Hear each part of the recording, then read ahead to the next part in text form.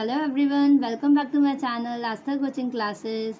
So today I am back with an interesting topic, SMS English, which is useful in messages, in posting to online chat rooms and newsgroups, and SMS messages between mobile phones, words, etc. So some of the more established abbreviations used in all types of electronic communications are given here. Okay ये SMS English आपका mails करने के लिए काम आती है, mobile phone से आप बात कर रहे हो किसी से तो उसमें काम आती है, ठीक है। और ये इलेक्ट्रॉनिक कम्युनिकेशन में मोस्टली काम आती है। तो ये वर्ड्स जब आप इलेक्ट्रॉनिक कम्युनिकेशन में किसी से देखेंगे या तो आपको या सुनेंगे भी तो आपको पता होना चाहिए कि इनका मीनिंग क्या होता है, बिकॉज दे आर वैलिड। ये ऐसे ही नहीं बनाए गए कि कुछ भी फुल फॉर्म ये शॉर्ट फॉर्म बना दिया और उसकी फुल फॉर्म बना दिया, ऐसा नहीं है। ओके ये चल रहे हैं और ये कंपलसरी हो गए हैं कि इनके बारे में आपको जानना बहुत ज़रूरी है, और you can also use it in your conversation. Okay so it's a very interesting topic and it will save your time. पहले मैंने इस पर एक वीडियो बनाई थी तो उसके ऊपर मेरे पास कमेंट आया था कि आप ऐसे और भेजिए और बनाइएगा, तो मैंने ये फिर से एक वीडियो बनाई है, बट इसमें मैं नए एब्रीविएशंस लेके आई हूँ। जैसे BRB, it is an abbreviation, एक एब्रीविएशन है जिसका मीनिंग होता है बी राइट बैक, इसी समय वापस आओ, ठीक है ना, इजी।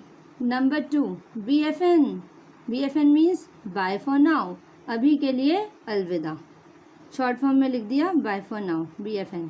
नंबर 3 CULATAR, CU इस C से SEEC बना, U जो है YOU को लिख रहे हैं, और LATAR तो मैंने आपको बताया था इसे लेटर बोलते हैं, मतलब बाद में या फिर मिलते हैं, ठीक है, see you later।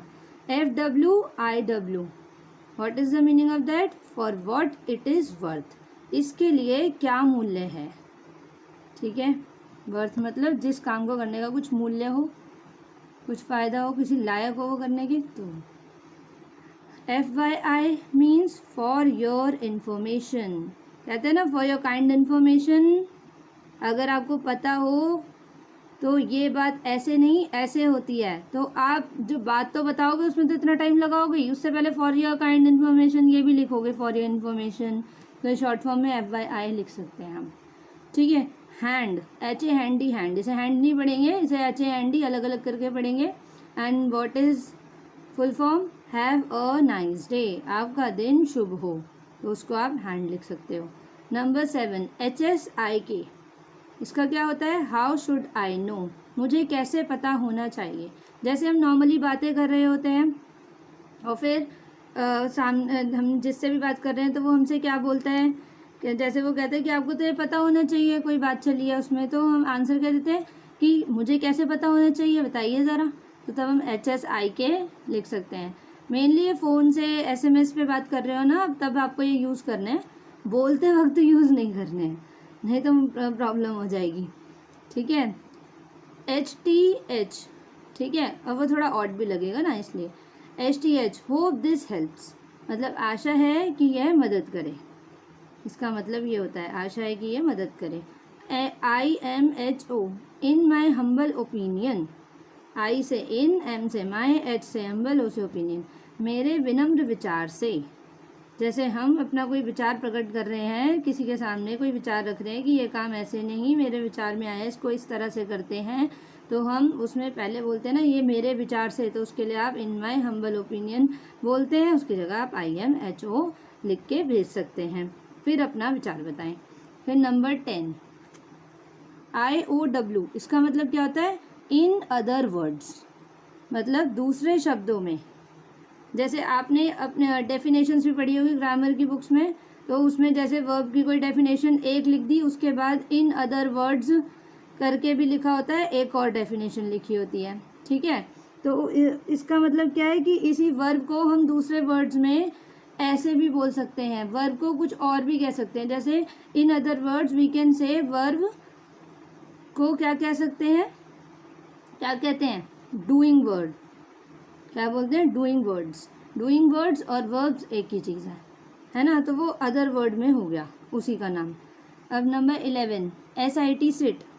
अब इसे सिट मतलब बैठना नहीं है कि बैठ जाओ, इसका ये तो एब्रीविएशन है ना ये, तो इसका क्या आएगा स्टे, S से स्टे, I से इन, T से टच, संपर्क में रहना, कहते हैं ना टच में रहना, बात करते रहना। हम भी बिजी होते हैं, आप भी बिजी होते हो, हमें ये पता है, बट फिर भी रिलेशन मेंटेन रखने के लिए अपना, कि भाई एक दूसरे के बारे में जानने के लिए कि ठीक हो कि नहीं हो, तो हम क्या बोलते हैं कि स्टे इन टच, टच में रहना, हेलो हाय कभी कभी करते रहना, गुड मॉर्निंग गुड आफ्टरनून, है ना ऐसा। तो तब हमें पता है बहुत दिनों बाद बात होगी हमारी, तो हम SIT लिख के छोड़ सकते हैं ताकि वो समझ जाए कि stay in touch. Whenever you have time और he have time, then you can conversate after a long time also. Okay 12 GAL, इसे गाल नहीं बोलेंगे, GAL अलग अलग है। G says get, A says A, L says life, मतलब एक ही ज़िंदगी मिलती है, गेट अ लाइफ, कहते हैं ना यू गेट अ लाइफ, आपको एक ही ज़िंदगी मिली है, जी लो इसको अच्छे से, जो करना है वो करो पर अच्छा करो, आपकी वजह से किसी का दिल नहीं दुखना चाहिए, भला कर सकते हो जितना उतना भला करो, और नहीं भी करना है किसी का भला तो किसी का बुरा मत करो, है ना। नंबर 13, और जियो अच्छे से लाइफ को। Number 13 MYOB, MYOB means M से mind, Y says your, O says own, B says business. Okay, mind your own business, तो इसका मतलब है अपने काम से काम रखो। कई लोग होते हैं ना हर बात में इंटरप्ट करते रहते हैं, बीच बीच में आएंगे, कभी कुछ बोलेंगे कभी कुछ बोलेंगे, हालांकि उनका उस मैटर से कोई मतलब नहीं होता, तो हम गुस्से में उन्हें क्या बोलते हैं, माइंड योर ओन बिजनेस, अपने काम से काम रखो। 14 MSG मैसेज, मैसेज मतलब संदेश, तो किसी को संदेश चाहिए आपसे तो वो आपको मैसेज कर सकता है, सेंड मी MSG, समझ जाना मैसेज भेजना है। Okay.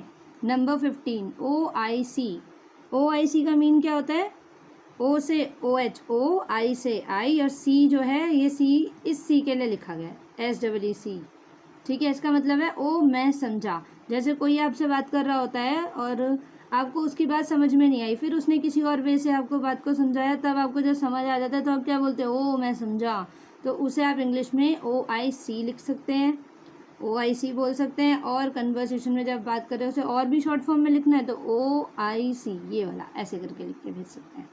Okay. Number 16 NOYB, what is that, इसकी फुल फॉर्म क्या है, N से none, O says of, Y says your, B says business, none of your business, इससे तुम्हें कोई लेना देना नहीं है, ठीक है। तो वही बात, जैसे कोई आपकी बातों में इंटरप्ट कर रहा है और आप नहीं चाहते हो कि वो थोड़ा भी परेशान करे, आपको डिस्टर्ब करे, उसका कोई मतलब नहीं है इस बात से, तो आप बोल सकते हैं it is none of your business. Okay. And 17 is WKND, अगर इसे हम मिला के पढ़ना चाहें तो वीकेंड, ऐसा सही लग रहा है ना, तो इसका मीनिंग इसका भी यही है, मतलब वीकेंड, वीकेंड मतलब साप्ताहिक, मतलब जो सैटरडे संडे का दिन होता है हमारे लिए, वो साप्ताहिक दिन होता है ना, उस वीकेंड पे सब लोग कहीं ना कहीं घूमने जाते हैं, अपना कोई ना कोई प्लान बनाते हैं माइंड फ्रेश करने के लिए, तो वीकेंड को हम और शॉर्ट फॉर्म में WKND लिख सकते हैं। Next is 18 WU, what is the meaning of this, WhatsApp, क्या हो रहा है, अचानक हम बैठे होते कि और हमें याद आ जाए अपने फ्रेंड्स की या रिलेटिव्स की या किसी की भी आ गई, PG में रह रहे हैं तो अपने पेरेंट्स की आ गई, ब्रदर सिस्टर्स की याद आ गई, तो हम क्या पूछते हैं, अचानक से खाली बैठे व्हाट्सएप पे मैसेज करते हैं, WU लिख सकते हो, मतलब है व्हाट्सएप क्या कर रहे हैं, क्या हो रहा है, ठीक है ऐसा। 19 ROTF, और ब्रैकेट में ये L, मीनिंग क्या है, R means rolling, O means on, T मतलब द, F मतलब फ्लोर, ठीक है, रोलिंग ऑन द फ्लोर, और ये ब्रैकेट में L मतलब लाफिंग, हंसते हंसते फ्लोर पे लोटपोट होना, फर्श पर खुशी से लुढ़कना, कुछ इतनी खुशी हो गई, इतनी हंसी आ रही है कि लुढ़के जा रहा है, लोटपोट होके हंस रहा है इंसान बैठने की बजाय, है ना, ऐसा हो जाता है ना कई बार, तो ये जब ऐसा हो रहा हो तो ROTF ब्रैकेट में L करके आप लिख सकते हैं। और 20th XLNT, इसका मतलब है एक्सीलेंट, मतलब बहुत ही बढ़िया काम, बहुत अच्छा काम होता है, बहुत बढ़िया किया होता है तो एक्सीलेंट। स्कूल में भी टीचर्स देती है ना बच्चों को एक्सीलेंट कब देती है, जब वो बहुत अच्छा काम करके लेके जाते हैं। ये रिमार्क है एक एक्सीलेंट, है ना। और फिर है 21 is GR8, that means great. और ग्रेट वर्क कौन सा होता है, जो काम महान हो, महत्वपूर्ण हो, मतलब जिस काम को करने से महानता शो हो आपकी कि आप महान हो जो इतना अच्छा काम कर रहे हो। अपने आप ही पता चल जाता है लोगों को किसी का काम देखे कि ये महान काम है, सबके काम आने वाला काम ये कर रहे हैं, और इन रिटर्न कुछ भी नहीं चाहिए। फॉर एग्जाम्पल मैं ये वीडियोस बना रही हूँ अपने स्टूडेंट्स के लिए और आप सब लोगों के लिए भी साथ में। तो अब मुझे इससे रिटर्न में कुछ भी नहीं चाहिए आपसे, बस ये चाहिए कि आपके ये काम आ सके मेरी वीडियोस, ठीक है ना। मैं आपसे इसके लिए कुछ चार्ज मांग रही हूँ ना कुछ, और मेहनत भी पूरी कर रही हूँ। तो कितने लोगों ने मुझे ये कमेंट्स भेजा कि इट्स अ ग्रेट वर्क, तो दैट मीन्स ये महान काम है और एक महत्वपूर्ण काम है, इम्पॉर्टेंट काम है, जो लोगों के सच में बहुत काम आने वाला है, महत्व रखने वाला काम है, ठीक है। इन रिटर्न मुझे कुछ नहीं चाहिए, बाकी आप पे करता है। आपको मेरी वीडियोस अच्छी लगती हैं तो आप इन्हें लाइक भी कीजिए, शेयर कीजिए, सब्सक्राइब कीजिए, सो दैट और भी लोगों को अच्छी अच्छी नॉलेज मिल सके, कुछ सीख सकें वो। हो सकता है वीडियोस उन गरीब बच्चों के पास पहुंच जाए मेरी, जो उनको बहुत हेल्प कर जाएगी, टेंसेस वगैरह वो भी सीख सकेंगे, हर चीज़ सीख पाएंगे। फिर मेरे पास कमेंट में जो भी आप टॉपिक डालेंगे मैं उसके ऊपर बनाती रहूँगी वीडियोस, ताकि सबके काम आ सके, ठीक है। It's on you. आपको मेरी वीडियोस अच्छी लगी तो प्लीज़ शेयर कीजिएगा, please like share comment and subscribe my channel and press bell icon for getting daily updates. Bell icon ज़रूर प्रेस कर लीजिएगा, तो मैं जो भी वीडियोस बनाती रहूँगी वो आप तक पहुँचती रहेगी। Okay, happy Sunday, have a nice day, enjoy your day, thank you so much, bye bye, take care.